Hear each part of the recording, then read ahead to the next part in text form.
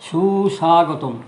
Charles ডারউইনের বিবর্তন তত্ত্ব বা ডারউইনবাদ হল জীববিজ্ঞানের একটি মৌলিক ধারণা, যা ব্যাখ্যা করে যে কীভাবে প্রকৃতি নির্বাচনের মাধ্যমে জাতীয় সমূহ সময়ের সাথে পরিবর্তিত হয়ে নতুন প্রজাতিতে রূপান্তরিত হয়। এই মতবাদ অনুসারে যেসব জীব তাদের পরিবেশ টিকিয়ে থাকার জন্য বেশি উপযোগী, তারাই বেঁচে থাকে এবং বংশবৃদ্ধি করে। এই প্রকৃতিবিদ চার্লস ডারউইনের বিবর্তন তত্ত্বকে নিয়ে ইউটিউবের সাহিত্যে নবদিগন্ত চ্যানেলে আজকের ভিডিওটি হলো প্রকৃতিবিদ চার্লস ডারউইনের বিবর্তন তত্ত্ব আজও অম্লান। গ্রন্থনায় রবীন্দ্র কুমার চক্রবর্তী। ডারউইনবাদ হল ইংরেজ প্রকৃতিবিদ চার্লস ডারউইন এবং তার সমসাময়িকদের জীববিজ্ঞানের বিবর্তন তত্ত্বকে বর্ণনা করার জন্য ব্যবহৃত একটি পরিভাষা। এই তত্ত্ব অনুসারে সকল প্রজাতির জীবের উদ্ভব ও বিকাশ ঘটে প্রকৃতি নির্বাচনের মাধ্যমে, যেখানে ক্ষুদ্র ও উত্তরাধিকার সূত্রে প্রাপ্ত বিচিত্রগুলো ব্যক্তির প্রতিযোগিতা, টিকে থাকা এবং প্রযোজনের ক্ষমতা বৃদ্ধি করে। একে ডারউইন তত্ত্ব বলা হয়। এতে মূলত প্রজাতির রূপান্তর বা বিবর্তনের মতো ব্যাপক ধারণা অন্তর্ভুক্ত ছিল, যা 1859 খ্রিস্টাব্দে ডারউইনের On the Origin of Species প্রকাশের পর সাধারণ বৈজ্ঞানিক স্বীকৃতি লাভ করে। এর মধ্যে এমন ধারণাও ছিল যা ডারউইনের তত্ত্বের পূর্ববর্তী ছিল। ইংরেজ জীববিজ্ঞানী টমাস হাক্সলি 1960 খ্রিস্টাব্দের এপ্রিলে ডারউইনবাদ শব্দটি প্রথম ব্যবহার করেন। চার্লস ডারউইনের বিবর্তন তত্ত্ব ভূমিকার অপেক্ষা রাখে না। তিনি গ্যালাপাগোস দ্বীপে বহুদিন ধরে বিভিন্ন প্রাণী চালচলন দেখে বুঝতে পেরেছিলেন যে অবস্থার সঙ্গে খাপ খাওয়াতে প্রাণীদের বিবর্তন ঘটে এবং ঘটতে ঘটতে এক শ্রেণীর প্রাণী থেকে অন্য ধরনের প্রাণী উৎপত্তি হয়। মানুষ পৃথিবীতে হঠাৎ আসেনি। আমরা চলতি কথায় নিম্ন শ্রেণীর প্রাণী যাদের বলি, তার থেকে উন্নত প্রাণীর আবির্ভাব ঘটে। মনে রাখতে হবে, মানুষের আবির্ভাব আর প্রাণীর আবির্ভাব ঠিক একসঙ্গে নয়। পৃথিবীতে প্রাণীর প্রথম আবির্ভাব ঘটে আজ থেকে প্রায় 650 কোটি বছরের বেশি আগে। অপরদিকে মানুষের বয়স মাত্র 40 লক্ষ বৎসর। একটি শিল্পঞ্জি দু পায়ে খাড়া হতে পারে না, পারলে খুব স্বল্প সময়ের জন্য। মানুষ তার দুটো পায়ের উপর ভর দিয়ে বাকি দুটো হাত দিয়ে যাবতীয় সব কাজ করতে পারে। মানুষ হলো বানর জাতি প্রাণীর একটি উন্নত সংস্করণ। ডারউইনের বিরুদ্ধে অনেকে ক্ষুব্ধ হয়েছিল এই কারণে যে তিনি মানুষকে বানরের বংশধর বলেছিলেন। বিবর্তন তত্ত্ব ব্যাপারটা জানা না থাকলে সেভাবে ব্যাখ্যা করা যেতেই পারে। তাই প্রাণীজগতের উৎপত্তিতে ডারউইন একটি দীর্ঘ তর্ক বিতর্কের ব্যাপার বলেছিলেন। On long agreement.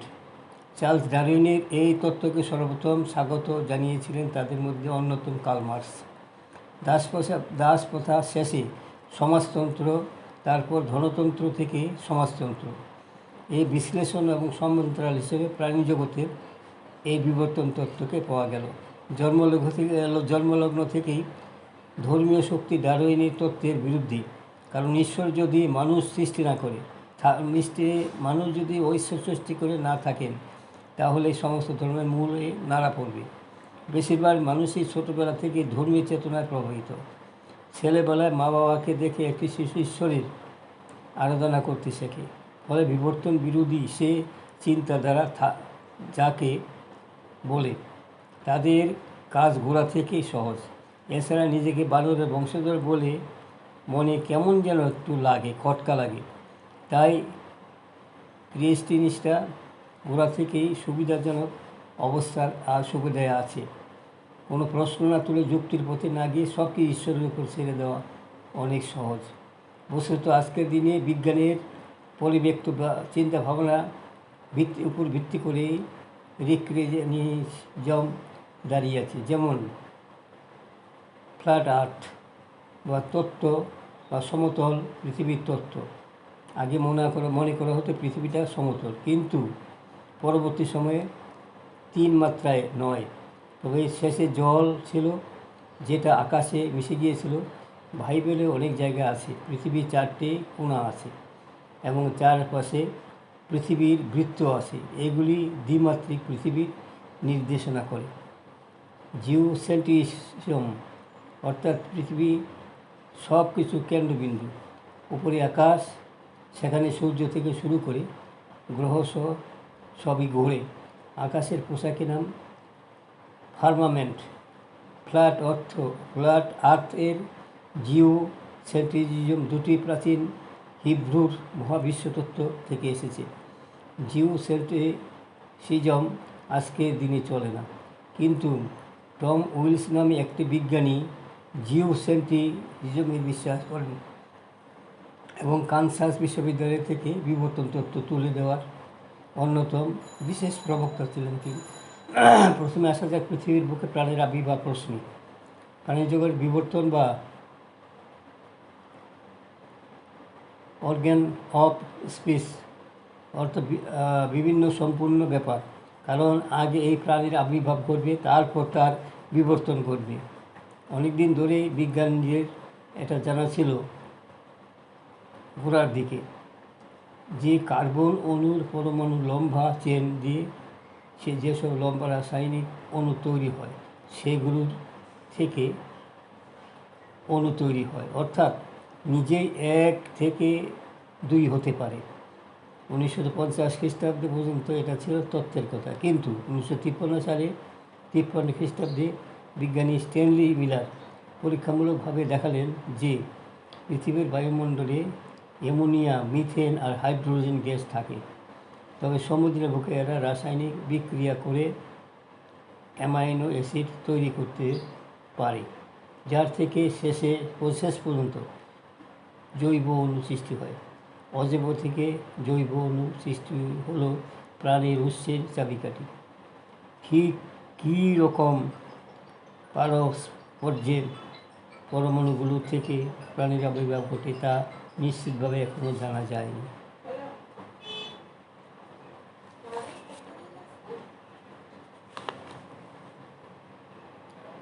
অতএব তার মতে এভাবে পৃথিবীতে প্রাণের আবির্ভাব ঘটেনি, বিবর্তনের মাধ্যমেও প্রাণ আসেনি, প্রাণ এসেছে মহাশূন্য থেকে। তার যুক্তি হলো মহাশূন্যে 27 রকম অ্যামাইনো অ্যাসিড আছে। অন্তঃনক্ষত্র ব্যক্তির মধ্যে, অর্থাৎ দুটো তারার মধ্যে জায়গা, এটা বিজ্ঞানীরা পরীক্ষিতভাবে জানেন। প্রকৃত ঘটনা তাই তিনি এর ওপর ভিত্তি করে একটা প্রকল্প দিচ্ছেন। ধূমকেতুগুলো গোটা সৌরজগতে দৌড়ে বেড়াচ্ছে। ধূমকেতুর মধ্যে এই 27 রকম অ্যামাইনো অ্যাসিড আছে এবং তারই মাধ্যমে প্রাণ সৃষ্টিকারী অণুগুলো থাকে। যখন এরা পৃথিবীর কাছে আসে, তখনই প্রাণের বীজটা পৃথিবীর বুকে পাঠিয়ে দেয়। গ্রহ থেকে গ্রহান্তর উভয় প্রান্তে প্রাণের বীজ নেমে আসে ধূমকেতু থেকে। পৃথিবীর অবস্থাটা অনুকূল বলে এখানে প্রাণের বীজগুলোর পূর্ণাঙ্গ রূপ নিতে পারে। অন্য গ্রহের অবস্থা এখনও বৈজ্ঞানিকভাবে পরীক্ষিত নয়। এবারে নার্লিকার বলেছেন, পৃথিবীতে আমরা বহু রোগের মহামারী হতে দেখেছি। অনেক সময়ে মনে হয় এটা বুঝে সারা পৃথিবী ছড়িয়ে পড়বে, কিন্তু অতীতে আমরা দেখেছি যে বসন্ত রোগ বিচ্ছিন্নভাবে বিভিন্ন দেশে এসেছে। একই দেশের সব মানুষের বসন্ত হয় না, প্রতিবেশী দেশে হয় না, সুদূর কোনো দেশে হয়। কিছুদিন পরে গোটা পৃথিবী থেকে উবে যাবে। তিনি সপ্তদশ শতাব্দীর ইংল্যান্ডের প্লেগের উদাহরণ দিয়েছিলেন। কিছুদিন পর এটার কথা আর শোনা যায়নি। সোয়াশ রোগ হলে পৃথিবীর মানুষের মধ্যে ছড়াতো বা রোগের প্রতিরোধ ক্ষমতার জন্য কিছু মানুষ বাদ যেত। ইংল্যান্ড থেকে সমুদ্রযাত্রা মারফত অন্যান্য ইউরোপীয় দেশে ছড়িয়ে পড়ত, কিন্তু তা ঘটেনি। যখন সার্স নিয়ে কিছুদিন যাবৎ হইচই চলছিল, তখন তার সতীর্থ জয়ন্ত নালিকার অনুরূপ বলেছিলেন। তাদের কথা হলো, জীবাণুগুলি কিছু মানুষকে মেরে দেয়, বাকিদের জিনের পরিবর্তন ঘটিয়ে তাদের জিন উন্নত করে। মানুষ জিন ক্রমাগত পাল্টাচ্ছে, জীবনগুলো নানা পদ্ধতিতে ক্রমাগত বিবর্তন ঘটিয়ে চলেছে। তবে এককোষী প্রাণী থেকে এইভাবে জীবাণু পাঠিয়ে দেওয়া হয়েছিল না হলে এই সম্ভব হয়তো অনুরূপ বলতে চাননি। এটা একটা বিবর্তন। ডারউইন যেভাবে বলেছেন সেভাবেই বিবর্তন হয়নি।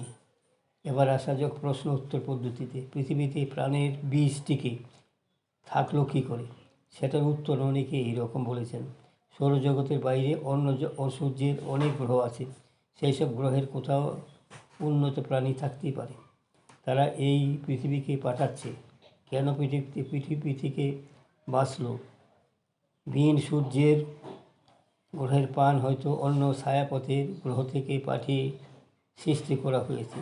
তাহলে প্রশ্নটা বাড়তে থাকে, তাদের কাছেই বা কে পাঠালো? অন্য কোনো ছায়াপথের অন্য কোনো উন্নত প্রাণী? তার মানে এটা সূত্র খুঁজতে গেলে অসীমভাবে এগিয়ে চলতে হবে এবং শেষে দাঁড়াবে মানুষের বুদ্ধির অতীত ব্যাপার। এটা ঈশ্বর বিভিন্ন গ্রহ বেছে নিয়ে বুদ্ধিমান প্রাণী সৃষ্টি করছেন। তারা আবার অন্য গ্রহে তা পাঠে রূপান্তর ঘটিয়েছেন। এই করতে করতে পৃথিবীর উপর পড়েছে। পৃথিবীর মানুষও হয়তো একদিন এত উন্নত হয়ে তারা অন্য গ্রহে মানুষ সৃষ্টি করবে।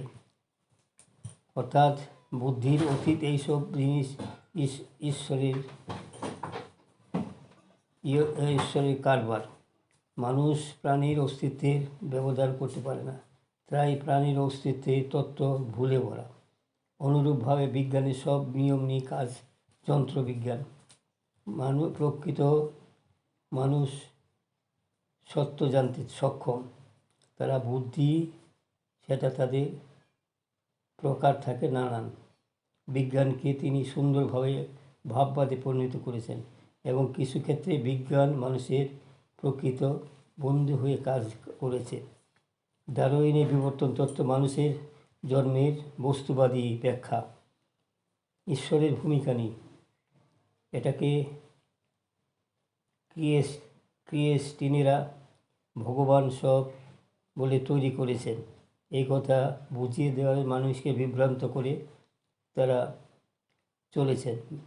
দ্বিতীয় বিবর্তন তত্ত্বের মধ্যে বৈজ্ঞানিক তত্ত্বের ভিত্তি নড়বড়ে করলে মার্ক্সবাদকেও নড়বড়ে করে দেওয়া যাবে। কানসাস বিশ্ববিদ্যালয়ের কিছু বিজ্ঞানী বিবর্তন পড়ানো বন্ধ করতে চাইছেন। এর বিরুদ্ধে বেশিরভাগ বিজ্ঞানী বিক্ষোভে ফেটে পড়েছেন। অবস্থা দাঁড়িয়েছে, মেয়েকে বিজ্ঞানীরা যে নামেই হোক না কেন, তার কার্যত মার্ক্সবাদের বিরুদ্ধে, শোষণের পক্ষে। ধর্মীয় শক্তি এদের সহায়ক শক্তি বলা বাহুল্য। লড়াই শুধু বিজ্ঞানকে ভাববাদ থেকে বাঁচিয়ে নিজের অস্তিত্ব টিকিয়ে রাখা নয়, শ্রমজীবী মানুষের শোষণের হাত থেকে রক্ষা করা তাদের কাজ। বন্ধুগণ, আমি আমার ক্ষুদ্র ভিডিও এখানেই শেষ করলাম। যদি আপনার মনে করতে হয় সাবস্ক্রাইব, শেয়ার এবং লাইক করতে ভুলবেন না। সুস্বাগতম।